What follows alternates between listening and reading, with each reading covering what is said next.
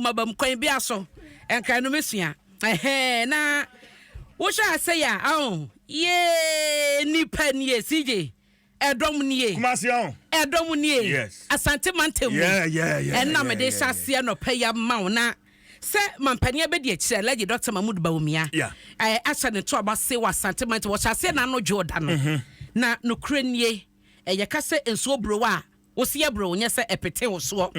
na Adom egu ha pa wo nyina ba bonten enam so ame magazine street mu enra no CJ na se woni na videos ni bia ba ya hye no cha se na make say CJ te se doc Dr. Bawumia call ba bi te se circular obetumi asi waka price na wanante saa na mokwan ho na hwe videos ni bia omo a pragiafo yi taxi drivers adwadifo ma omo wo kwan ho na we chia na we chia na we chia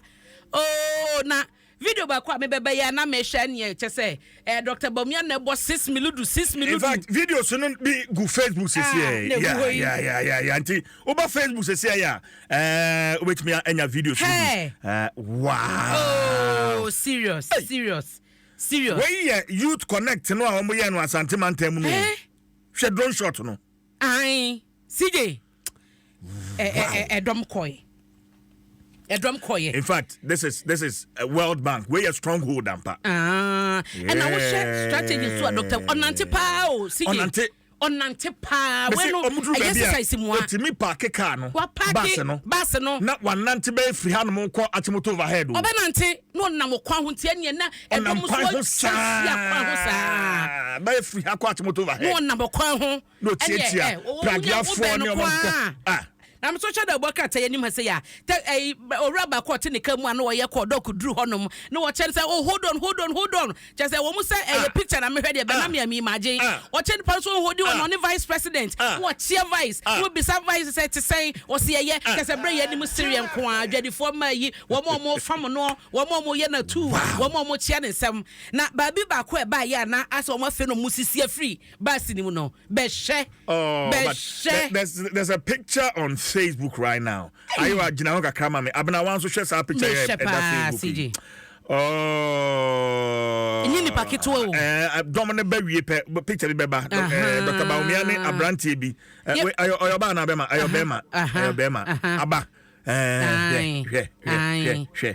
Na bana kire ahwefo ne atifo picture no efe pa Dr. Bawumia bukotodwe e na brante ne tefam na waye na tu adi nkontam waye na tu ho enie musi Dr. Bawumia okoto ye kra okoto ni ayesa na nipa no menye so ana nipa ne koto ya na asa ni je ni asa da no so koto ya na so bia na nipa ne physically challenge down to me sorry na wakono ho fam ho na one no kasa hweba bia ne sada ne komu ene we dia eyeball to eyeball padi wati we ni rain feed da we so ye ne kase de ko bone dem intense vice president o behunu bia na ka TV so na wo ma baabai na ka convoy wim we de wo hope na ene de akoso na nim se so ame magazine fo no ebi mu di kan kro kokosia no edi na tia bo no momome a sa no mo ba bedu ba bia no no ba be sia be meeting no ebi mu ankasa ekoye na enura no breaking news ba ko esa ba ye ewo campaign mu say ansana party ni beto abakra yi Dr. Bawumia no ye di makanse ni said mu ye hyefa ye ni said ye nyoma akokọ ye se ko wi eche nra ene da delegate di mu ha say yi ye me hu obra bia waje ni chichi na wo shala course bia ne asa red and white bi CJ na woni Dr. Bawumia te ba sim na so mo bon komo me hwade din am say asa so obi ma we de hwan ni enya papa ya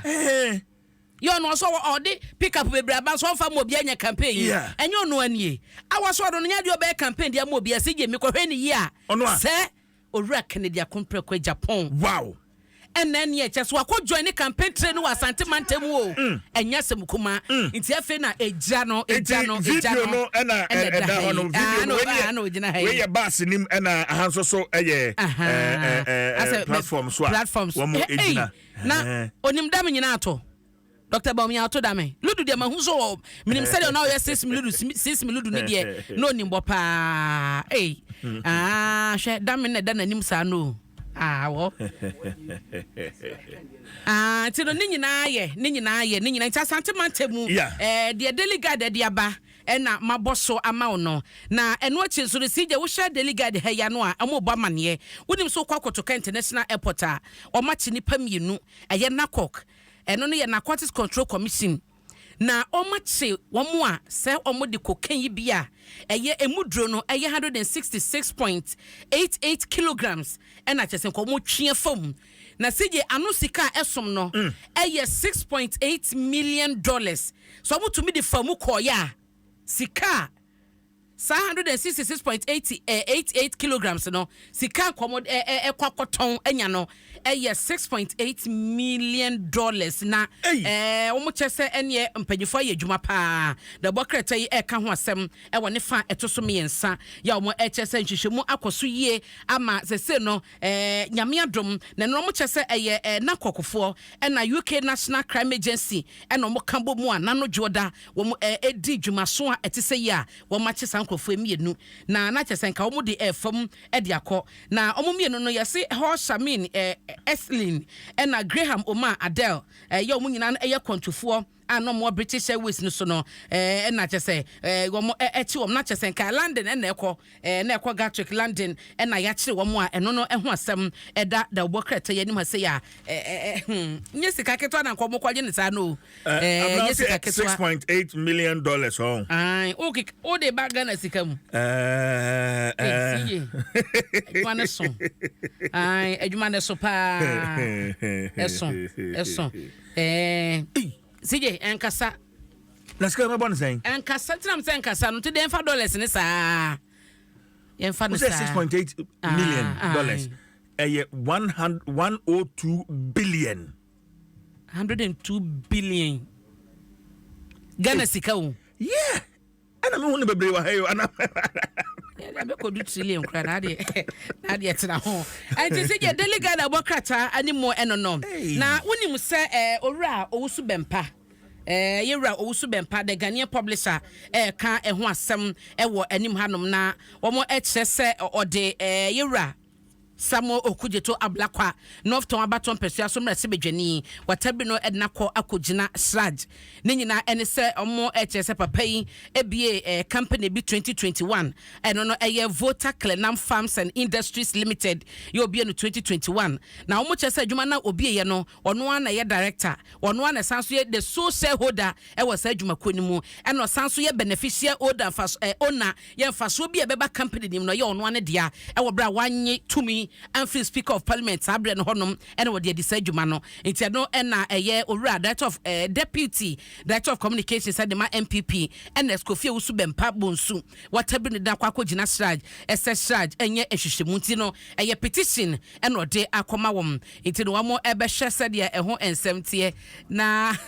ya semosiji na emu amanebo eno no why ena free SHS bill so a mpanyifo chese egu wa kwamu ahwa na eba abaye emra no asebo the majority leader Yewura Alexander Fenyo Makin ena ne mfoni eda ho no mo chese nche bi abaye ede sa bill no eba beto emra se bedwafie wo mo gitumu a na abaye hodo bia se MPP abaye wie na wokọ na abaye foforo bia dachi bi obeba no wo so hwese free SHS no wo mo de beye adwuma sansa be komramu a emra ebebo ni chidom ti the Ghanaian publisher asema oka ewo anim ha eno no mefa Republic Press entwaso wono aso kasa ede fa Yewura Samo okujeto ablakwa ono so petition esi akwako dan srage no ehun na eno achizoro dom kuma wo mrase bedwafie ene minority chief whip Kwame Gavin Sagboja na kasa wo HSA da bia court be fra sama Yewura to Forson ebekọ yeda wo se mrase bedwafie etenase no wo mu nyina bekọ akota na chi wo court honom eno so Republic Press ka ho asem na omo sanso kasa de fa nyame yadoma wo china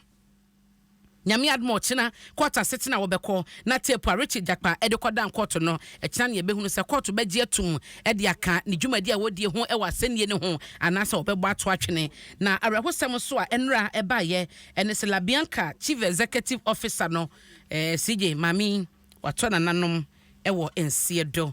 na oye council of state member into the workrata yi ebo ho amane ewo ne fa etoso enan obo ade fa mami ekra ensie yie pa Eunice Jacqueline Boa asuma hine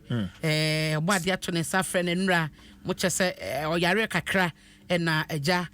fofia ntoata na wadware abamo a obade ato ne sa afre no no na ono na esi western region for anamu ewo council of states ekuno sonti eno enya rehosema enra the workata yi ede abetu edwa na wo hye se de woka na yura vitus azim ya o mayimu ne ban anti corruption mo bo ho dawro ka ho asem no a ono aso eka ho bi na wo hye ensema hodo bi eboba ye na yura vitus azim kradi mu akotene keka ye se nkebe ya che se mami ni dwumadie nka wonsi fomu free ni position nam labia kan sense bi eba bibi atwam no eno de bokrate san so maya bakwasem kakra ehun sem bi eboba ye no nti Republic Press anim ha ensem sei ena ededa ha na Togo for so amanyoko ba kwa hodom no eno mabaga na eba nsahwe no masan so abepe emwa na aka mami ka bi omo pese san so ba ewo Togo honom na omo di yedwuma eno ena eda ha sei a the Ghanaian Times the workata ebomu amane no na se yo se mebo amane se so ko second takrade a nipa bonfo bi akọ ena transformers a wo honom no omakọ ye chese omakọ ye ne basa wiawia ho ne ma wo mu wie so oyen so a ewo mu so ma wie ne nyina manei takrade mpotem honom no babi wo honom a wo mu da sumu ne nyina ena manipa bi suban ya wo mu abo na ena da bokreta ya cho say sabotage eno ene de Ghanaian Times eka ewo ha na dom koma ne de so a wo bedi rato force echi no eno so ewo ha bi pepepe na kyerese de aba enie so far de CJ dodo no na nyame adom Dr. Da Costa Boaje National Health Insurance Authority no so na yepenya woda no 300 million Ghana cedis na wagem wo de koma when ye higher tier facilities na wo mo so National Health Insurance ye adwuma mo manfo ayarehwe ne enru no wo so agye mo sika mo nsa ebeka ye da rade assistance se wo mabre pa wo mabre nti ene wo nsa aka wo esika ti da bokata no de ene no ensam dodo no a eba ye ase eno a na repeat